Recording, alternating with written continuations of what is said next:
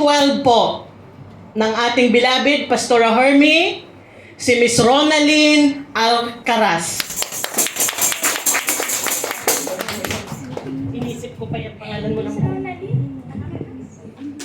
Praise God, praise God. Isang mapagpalang umaga po sa ating lahat. Amen. Are we blessed? Amen. So kung kanina po, tayo po yung nagbigay ng sobra-sobrang the best na papuri, pasasalamat sa Panginoon. Ngayon naman po, it's the time na ang Panginoon naman po ang mag-i-speak po sa atin. Amen. So, wag po tayong papayag na wala po tayong ma-receive na instruction na galing po sa Panginoon. Amen. Amen. So, praise God. Sige po, let's stand up po in the presence of the Lord. Buksan po natin yung ating Bible. Amen. Sa Luke chapter 5, verses 5 to 8. Ito po ay sa GNT or Good News Translation. Amen. So, sige po, sabay-sabay po tayong magbasa. Master, Simon answered, "We work hard all night long and caught nothing. But if you say so, I will let down the nets." They let them down and caught such a large number of fish that the nets were about to break. So they mentioned to their partners in the other boat to come and help them. They come and filled both boats so full the fish that the boats were about to sink. When Simon Peter saw what had happened, he fell on his knees before Jesus and said, "Go away from me, Lord, I am a sinful man." Sige po, let's pray. Yes, Father God in heaven, we just want to thank you, Lord, once again for this wonderful hour, O Father God. Natunay nga po, Panginoon, Lord God, that we are so excited, O Lord, for the powerful of your word, O Father God, and for the fresh revelation, O Lord Jesus.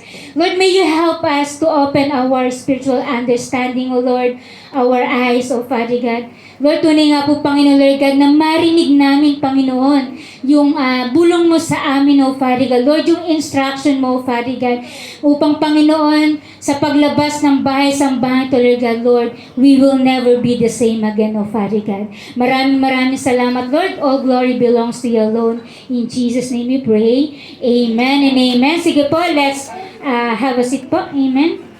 So, our theme for today is all about the fruit of obedience. The fruit of obedience. Amen. Bunga. The fruit. Gaya ng puno. Ang puno po is nagbubunga. Amen. So, kagaya din po ng puno yung buhay po natin. Yung bunga po natin is the results of a person's action or character. Amen. In our life, every actions may bunga po. May resulta. And now, let's open our spiritual, amen, ears, understanding, para po ma-receive po talaga yung instruction po ng ating Panginoon. So, dito po sa Luke chapter 5, yung context po nito, kwento lang po ako ng konti. Dito nangyari po yung pagpili ng Panginoon sa isang disciple. Maraming tao that time nag-enjoy, nagsisiksikan, nakikinig po, dahil that time po is nagpipreach po ang Lord. Amen? At may nakita siyang bangka, na yung bangkang ito ay wala pong laman, na nasa tabing dagat. Walang tao. Yung pala po is, yung mga tao doon is, yung mga mangingisda is nililinis po nila yung kanilang lambat. Amen? So, praise God, grabe po yung privilege. Amen? Dahil that time po, sumakay po ang Panginoon dun sa isang bangka na ito ay pagmamay-ari po ni Simon or ni Peter, ni Simon. Amen? So, praise God kasi, amen, yung pribilehiyo na isa ka, yung buhay mo, amen, yung buhay mo na pinili ng Panginoon, even busy ka. Kasi that time, busy sila, Simon, na naglilinis ng lambat. Busy sila. But then, yung bangka po ni Simon, marami namang pagpipilian, 4 po yan. Pero, yung bangka ni Simon, yung nampili. Amen. So, privilege po sa buhay natin, na yung buhay po natin, isa sa pinili po ng ating Panginoon. So, sabi doon, hiniling ng Panginoon, Panginoon na ilayo mo ng konti yung bangka sa baybayin at naupo siya at nangaral. Tunay nga na kapag nakakatanggap tayo ng pangaral ng Panginoon, once na may salita tayo ng Panginoon, ano po yung nangyayari? Lumalalim po tayo. Umaalis po tayo dun sa baybayin. Umaalis tayo dun sa tabing dagat lang, sa mga comfort zone ng buhay po natin. Amen? Praise God. Amen. At dito nangyari po yung verse 8 na, ano sabi ng Panginoon? Pumalaot kayo at ihulog ang lambat upang manghuli. At sumagot doon si Simon, ang sabi, Guro, magdamag na kaming napagod. Amen? Magdamag na kami napagod, ngunit wala kaming nahuli. Amen? So sa buhay po natin, kaya pala hindi natin maranasan yung mga magagandang bagay na nakalaan po sa atin ng Panginoon, yung mga great things, mga bagong bagay. Kasi bakit? We are dwelling in the past. Amen? Nandun pa tayo, nagdudwell po tayo dun sa nakaraan natin. Sabi doon ni Simon, madaling araw, hanggang hating gabi, nandun kami, nanguhuli kami, pero wala kaming nahuli. But then, praise God, sa buhay ni Simon, is siya'y sumunod pa din. Amen? Amen? So, sabi dito, still you are dwelling on your past na na-prostrate ka, napagod ka, pero sabi sa passage, but if you say so, I will let down the nets. Amen. Ganito tayo. Amen. Susunod din naman tayo, pero nangangatwiran pa. Amen po ba? Kasi bakit tayo nangangatwiran? Nakatingin tayo sa sitwasyon. Nakatingin tayo sa past natin. Nakatingin tayo sa limitasyon natin. Nakatingin tayo sa sarili po natin. Ang matindi nito, ang tingin mo sa sarili mo ang liit. Amen? Kaya hindi po tayo makasunod sa instruction po ng Panginoon. But then, this is the good news. Sige, sabihin mo sa katabi mo, may good news. May good news. Amen? God always give us chances. Amen. So sabihin mo sa likuran mo, may chance ka pa. May chance ka pa. Amen. Amen. Kaya inihagis nila yung lambat, pumalaot at inihulog yung lambat at dito po namangha sila. Bakit sila namangha? Sobrang dami po ng nahuling isda at halos na mapunit po yung lambat. Amen. Halos lumubog yung bangka. Amen. So sa pagsunod po natin, grabe po yung hallelujah nagagawa ng pagsunod natin. Talagang may mamamangha po tayo sa gagawin po, amen, ng ating pong Panginoon. Amen. So naalala ko lang po dun sa nabasa ko sa Bible about the wine and wineskin. So ano ba yun? Yung alak pala sa Old Testament, and I believe na nangyayari pa din, once na tumatagal pala ito, is lalong sumasarap. Sinong relate? Sinong manginginom? Yes! Amen? Mas sumasarap pala siya pag tumatagal, pag nape-preserve. Amen? So, dito, at yung wine na kapag ito ay bago, ito pala ay napuproduce ng gas. At kapag ito po ay inilalagay sa isang jar, which is itong wineskin before, ito pala yung balat ng hayop. At kapag ito ay nilagyan ng isang bagong wine, ito po ay kailangan na bago. Kasi bakit? Ito po ay mag-e-expand. Kasi may gas nga po pala yung wine na ito. Ito ay mag-e-expand. Bakit kailangan bago? Para hindi mawasak. Para hindi sumabog at hindi masayang yung bagong wine na isasalin po doon sa wineskin. So same sa buhay po natin. Amen? Bago ibigay ng Panginoon yung mga bago, magaganda, best, great things, harvest, mga ninanais natin, amen, dapat bago ka. Dapat malinis po tayo. Yung net po natin, dapat renewed mind. Amen? Wala na yung unforgiveness, wala na yung mga resentment, wala na yung mga hidden sins. Amen? Move on sa mga past. Bakit? Para pag binigyan tayo ng Panginoon ng bago, maalagaan po natin. Amen. Hindi po siya masayang. Amen. Hindi siya sumabog. Mas ma-appreciate po natin. Amen po ba? Indeed, the word of the Lord can transform our life. Sige nga po, isang the best na palakpak nga po sa ating Panginoon. Amen.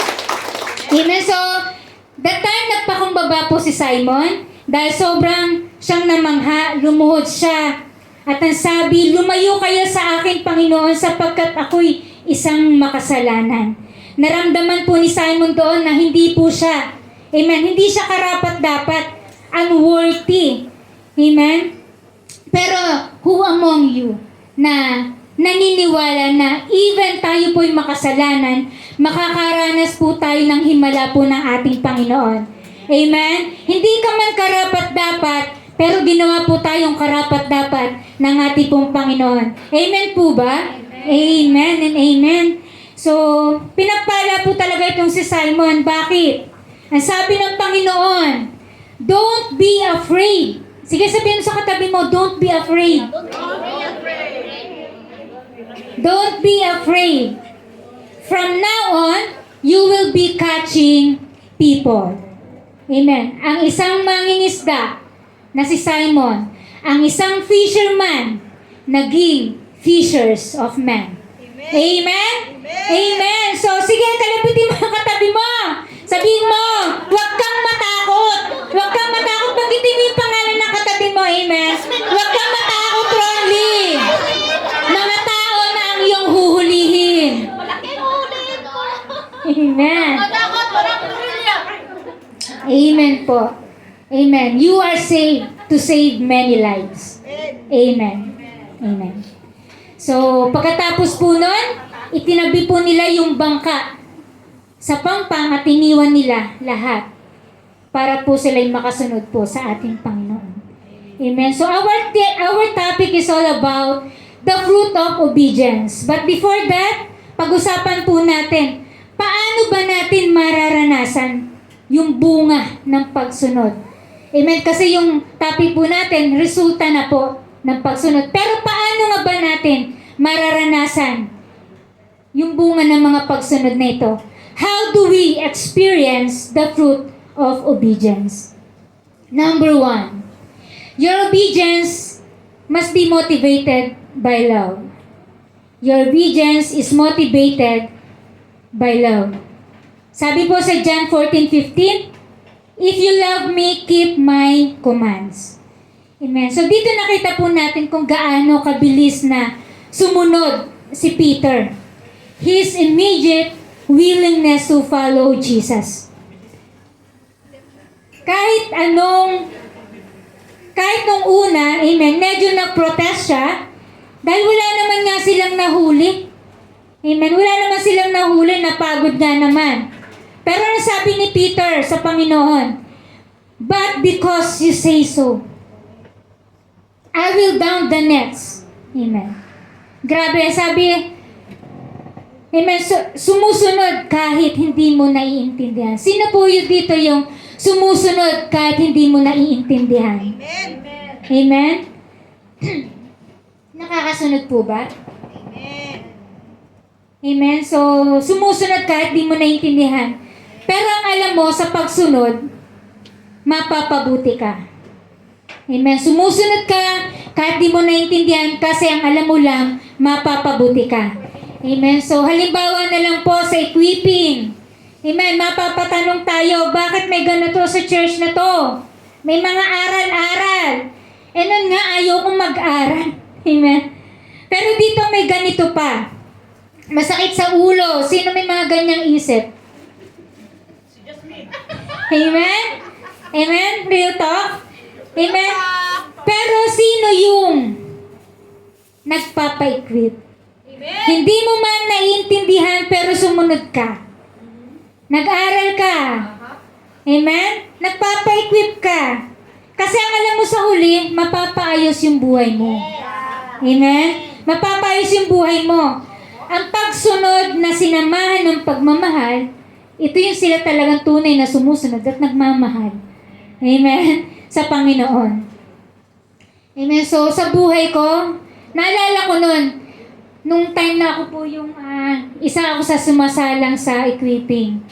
Bawat sabihin po sa akin ng leader ko noon na, salang ka. Aral ka. Sumusunod po talaga. Kahit hindi ko naiintindihan. Yes po, ang dami ko na nga certificate eh. Nakailang encounter. Masaya ako. Kasi kaya pala hindi ko siya naranasan sa academic. Sa church ko pala siya mararanasan yung pag-aaral. At ang pinag-aaralan ko ay kung sino ko sa Panginoon at kung sino siya sa akin. Amen? Praise God. Mula life class till soul 3, may mga certificate, may best pa. Amen? Best in preaching. Preaching, amen? Ganun pa po. Pero alam niyo po yung the best, bawat certificate na natatanggap po, may nababago. Amen? Kasi nagpapabago. Amen? So, yung mga dumadaan po ngayon sa process, huwag niyo po siyang baliwalain. Akala niyo lang na walang nangyayari. Because, itong ano pong ito, process na ito, itong equipping na ito, mula Sunye, life class, at sa mga susunod pa, isa po to sa ginagamit ng Panginoon para po tayo hubugin.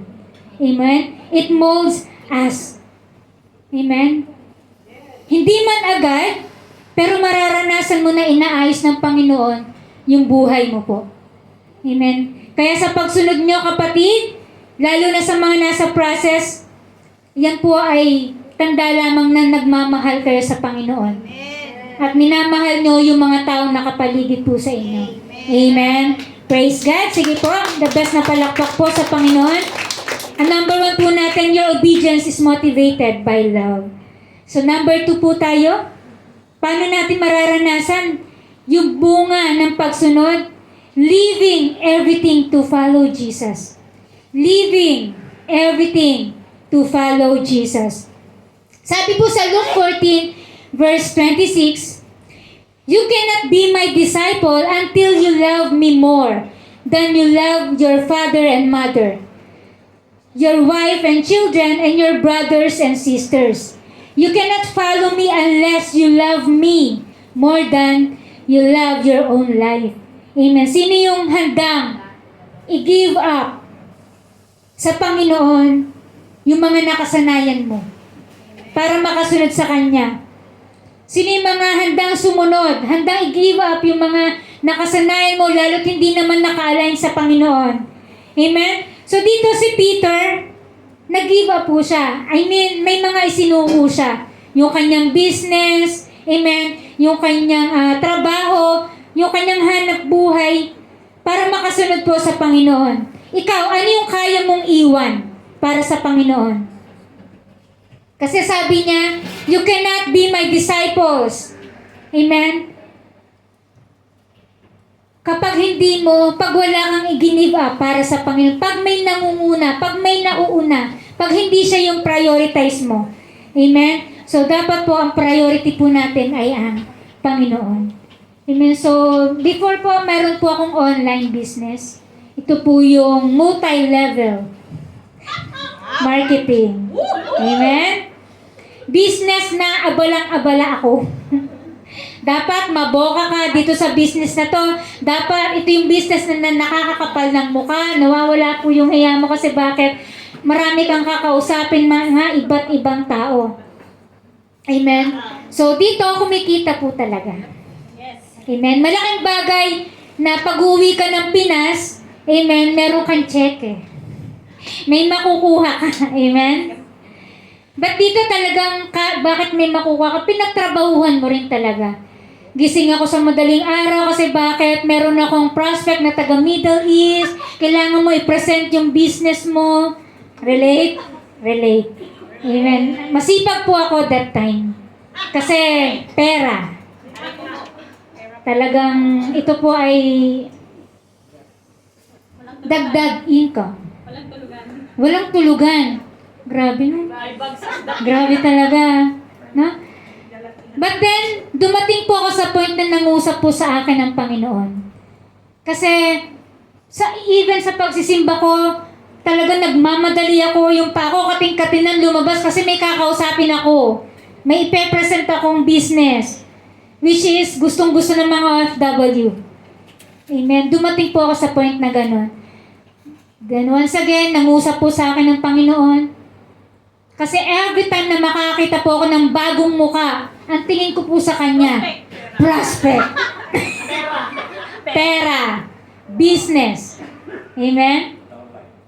Pero, nangusap. Once again, nangusap. Hindi napagod po ako.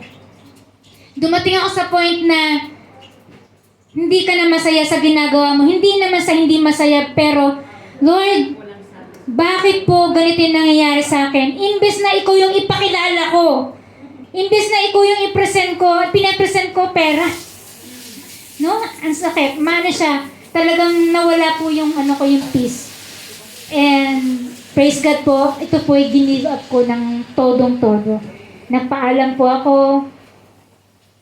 Manager time lang naman daw. Pero para sa akin po, naging distraction po siya. So, yan po yung isa sa give up ko po sa aking Panginoon. Para po ako tunay na makasunod. Amen. At ngayon po, once na nakakita tayo ng tao, bagong mukha, amen, ano po yung pinapakilala po natin. Amen? Praise God. Praise God. To truly follow Christ, we must be willing to let go of what holds us back. Placing Him above all else. Placing Him above all else. Amen. Amen? So, number 2. Number 2 po ay leaving everything to follow Jesus. And number 3, humility and repentance. Isa po ito sa napakahalagang bagay para po maranasan po natin yung bunga ng pagsunod. Kailangan po tayo ay may humility and repentance. Sabi po sa Luke 5:8, "Go away from me, Lord, I am sinful man." Sabi po dito ni Peter. Peter shows the humility and repentance. He fell on his knees at inamin na siya'y makasalanan. Amen. As we confess our sins, amen, you are aware in sinfulness, naramdaman po natin na we are unworthy. Amen. Hindi tayo karapat-dapat. Amen. We are not perfect. Amen. Pero ito po yung tatanda natin. Hallelujah. Yung ating po pinaglulukuran is a perfect God. Amen. A God that we serve is a perfect God. Amen. So ito po ay nag-shows ng humility. Amen. So itong unworthy naman is nararanasan po natin because of sins. Amen. Dahil po ng ating kasalanan. But our worth shown on the cross when Jesus died for us. Amen. That how much we are worth because of the blood of Jesus. Amen. Yung kasalanan ang nakapagbibigay po sa atin na tayo po ay unworthy. Pero because of the blood of Jesus that shed on the cross, kaya po tayo naging karapat-dapat na po sa ating Panginoon. Amen? Amen. Praise God. So, ang next po natin is, ito na po. What are the fruit of obedience? Amen. Number 1, life transformation. Sabi sa Luke 5:10, the same was true of Simon's partners James and John, the sons of Zebedee. Jesus said to Simon, "Don't be afraid, from now on you will be catching people." Amen. God transformed our life with purpose. A fisherman to a fishers of men. Amen. Kung dating nag-aalaga, amen, kung dating pag-alagala tayo sa Central, o kahit saan, ngayon pa-church na po tayo. Amen. Kung dating pa-church, nag-church tayo, ngayon po nag-engage na tayo sa cell group. Amen. Dumadaan na po tayo sa process. Nagkakaroon ng tunay na relasyon sa ating Panginoon.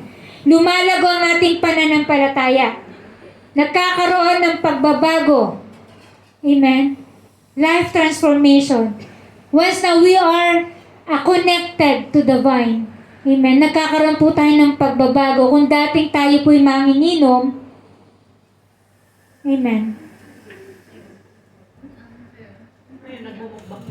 Bumukbang na lang. Amen. Tayo po ay nagkakaroon ng pagbabago.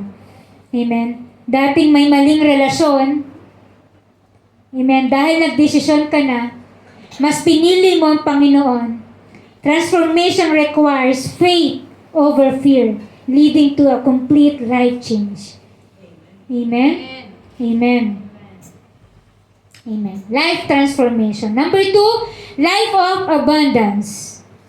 Sabi po sa Luke 5:6, they let them down and caught such a large of fish that the nets were about to break. Amen. Trusting God's words, he witnessed a miracle. Obedience opens the door to blessings we never imagined. Amen. Naranasan po dito ni Peter. Amen. Yung talagang kasaganaan nung sila po ay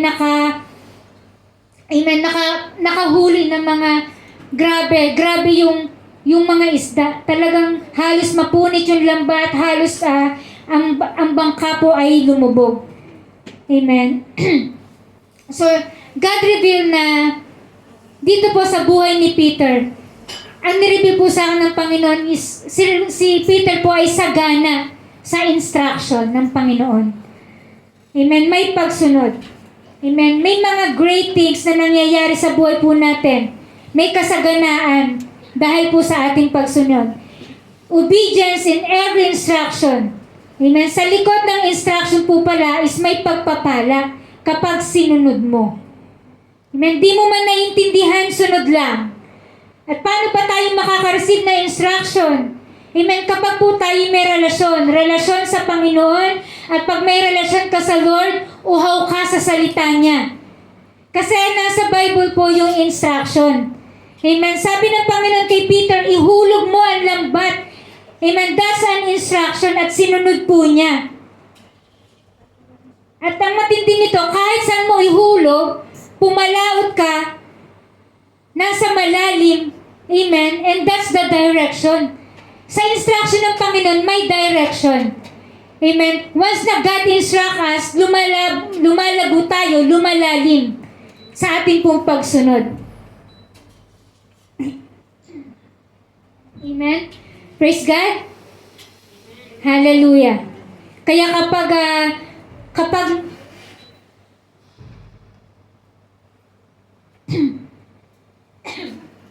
lumalalim, amen, dito natin mararanasan na tayo po ay sumusunod at susunod po sa instruction po ng Panginoon.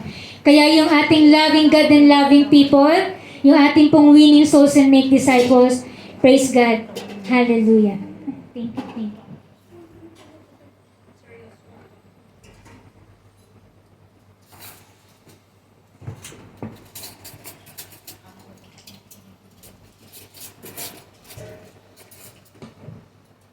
Amen.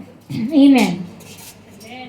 Amen. So number 3, bear much fruit. Isa po sa bunga ng ating pagsunod is tayo po ay magbe-bear. Bear much fruit. In John 15:5, I am the vine, you are the branches. If you remain in me and in you, you will bear much fruit. Apart from me, you can do nothing. Amen. So, abiding in Christ and allowing the Spirit to work through them. Sa pagsunod po ni Peter doon, amen, as he allows God work through them, hindi lang siya po yung pinagpala dito. Amen. But pinagpala din po yung kanyang mga kasamahan. As he connected relationship with Jesus, andun po yung provision. May favor ang Panginoon dito na bago po yung perspective niya, the great things, amen, he acknowledged that he is a sinner and unworthy. I believe po na may nangyayaring puning po kay Peter. Amen. Sa pagsunod natin sa Panginoon, may nangyayari pong pagputol. May pagbabago. As he followed Jesus, he surrendered everything na meron po siya. He gave up. He lived everything to follow Jesus. Kaya talagang mag-harvest po siya. So sa buhay po natin, sa pagsunod po natin sa Panginoon, kung gusto po talaga natin na tayo po yung magbunga, hindi lang po tayo magbubunga sa banal na Espiritu, hindi lang tayo yung fruit of the Holy Spirit, amen, praise be to God, pero yung magbunga po tayo sa kaluluwa. Amen. At marami po tayong kaluluwa na dalhin po sa paanan po ng ating Panginoon. Amen. Hindi lang tayo mamumunga once again, sa kaluluwa or dun sa fruit of the Holy Spirit, pero magbubungat po tayo. Tayo po ay magmumultitude, mag-harvest. Amen. So, ito pong nakaraang araw, Nanang told me na mag-facilitate po ng word. Amen. The word of the Lord today. And it's a great privilege po talaga. Then suddenly, amen, may nangyari pong hindi maganda or hindi po inaasahan sa buhay ko, sa pamilya ko. Kami po ay namatayan. Amen. Grabe po yung amen, encounter. Habang gumagawa ka ng word ng Panginoon, may kalungkutang nangyayari. Amen. Ito po yung sinasabi na we need, in season and out of season, kailangan po is tayo po ay nakaabay sa salita po ng Panginoon, sa presensya po ng Panginoon. Kasi talagang meron po mga uncontrolled situation, mga hindi po inaasahang sitwasyon po ng buhay natin. At yung kamag-anak ko po na ito is talagang sobrang malapit po sa puso ko. Lalo po yung pinsan ko na ito. Amen?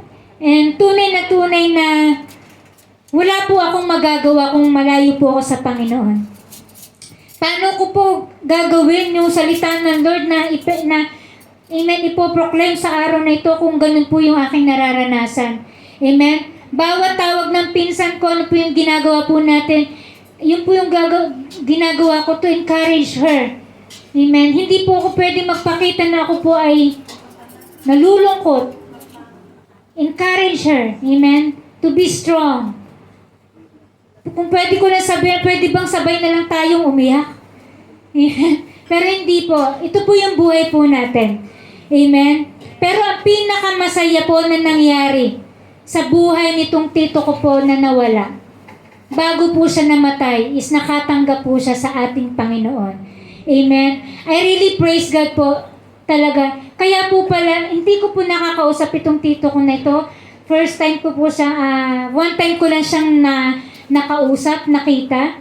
And ito na po yung huli, which is God really convict. Amen. Yung puso ko na abutin mo siya. May talagang, may thought, merong bulong sa puso ko na abutin mo siya, sa isip ko na abutin mo siya. Even na may dementia kasi siya. And that time, hindi na po siya nakakapagsalita, but I believe nakakarinig po. And habang sinisharean ko po siya ng salita ng Panginoon bago ipag-pray, tumutugon siya. And naitanong, ito po yung nasabi din po ni Nanang, natanong ko po, Nanang, even na hindi po ba siya nagsasalita or yes, nagsasalita is, pero nakakarinig naman, natanggap po ba kaya niya ang Panginoon? Amen. But I really praise God sa assurance na nakatanggap po ang tito ko na ito. And ito po yung talagang dalawang emotions yung nararamdaman po natin. Amen. Yung nagagalak po tayo dahil nakatanggap po siya bago namatay. And yung lungkot din po sa mga naiwan. Amen. So, praise God po. Talagang nagdidiwang po yung puso ko.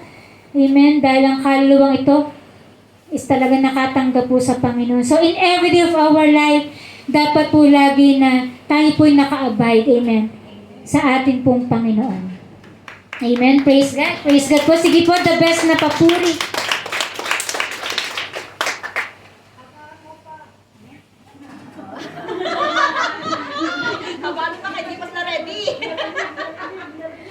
Ay! Opo! Patapos na talaga tayo. Oh my God, bitin sila.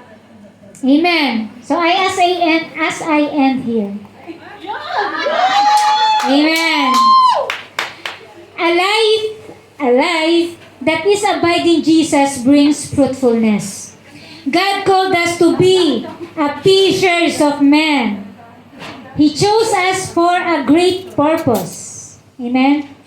We will experience a transformed life, abundant life. We will bear much fruit sa ating pagsunod. Our obedience must be motivated by love, surrendered love, having a humble and repentant heart.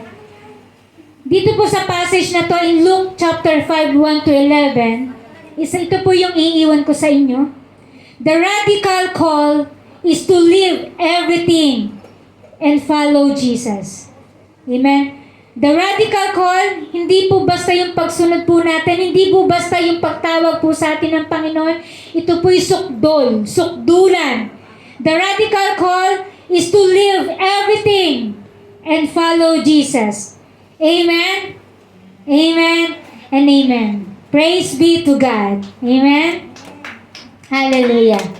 Hallelujah. Sige po, let's stand in the presence of the Lord. Hallelujah. Hallelujah. Amen. Ibigay po natin yung puso natin sa Panginoon sa oras na to. Let's give our hearts. Let's give our life. Sa oras na to, mag-surrender tayo sa Panginoon. Amen. Susunod na rin lang naman tayo. Ibigay na natin yung buong puso. Amen. Itodo na po natin. We are so privileged. Isa po tayo sa pinili ng Panginoon. Mahabag po tayo sa ating pamilya. Tayo po yung unang tinawag. Amen.